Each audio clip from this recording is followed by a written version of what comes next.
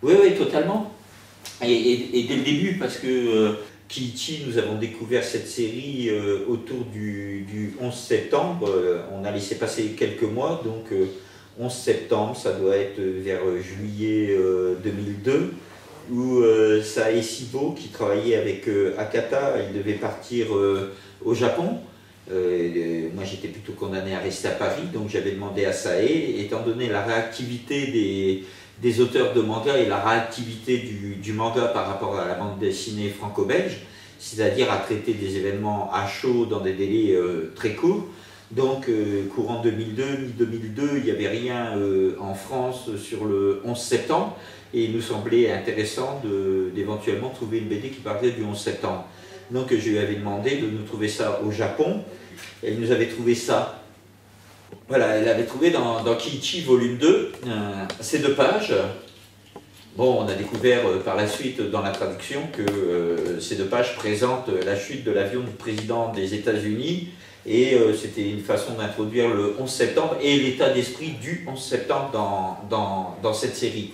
Et donc ça fait partie des seinen, des mangas qui ont remué les esprits depuis 10 ans dans l'éditorial manga et qui ont participé comme code de combat à une évolution de l'éditorial du manga en France et à aller vers plus de maturité. Kiichi est original par son extrémisme. Bon, c'est ce que soulignent des gens qui feuillettent ou qui lisent cette série. Ça serait une série extrémiste, mais à mon avis, ça ne l'est pas. Et pour nous, c'était pas le but. Même si quand ce genre d'œuvre atterrit chez les libraires ou est présenté à des journalistes, ça peut choquer parce que c'est nouveau et surprenant. Donc on qualifie ça d'extrémisme, mais en fait c'est un ton qui nous est proposé, c'est oser dire plus crûment les choses que ce qui se fait en ce moment, quoi.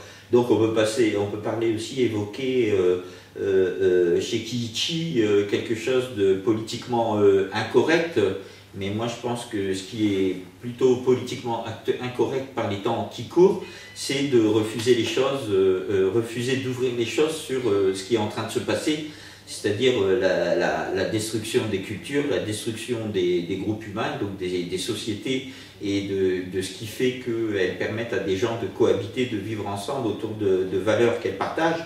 Donc Kiichi, c'est une série qui donne des clés pour pouvoir être autre chose qu'un individu docile qu'on peut mouler, même si pour être soi-même, c'est-à-dire Kiichi, c'est jamais que quelqu'un qui est lui-même, eh ben, il faut ruer dans les brancards et être dans ce qui de l'extérieur on appelle une révolte, mais qui n'est pas du tout, c'est une légitimité d'être humain, quoi.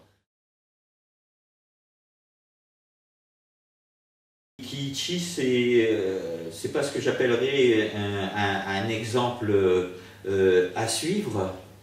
C'est simplement un personnage par lequel s'exprime un auteur, et cet auteur dit soyez vous-même. Et au fur et à mesure des exploits de Kiichi, il entraîne dans son sillage de plus en plus d'individus qui ne veulent qu'être eux-mêmes. Kiichi, ça propose d'être dans un monde où l'insécurité est garante de s'épanouir et de devenir un être humain par rapport à une société qui propose que de la sécurité pour enfermer l'être humain.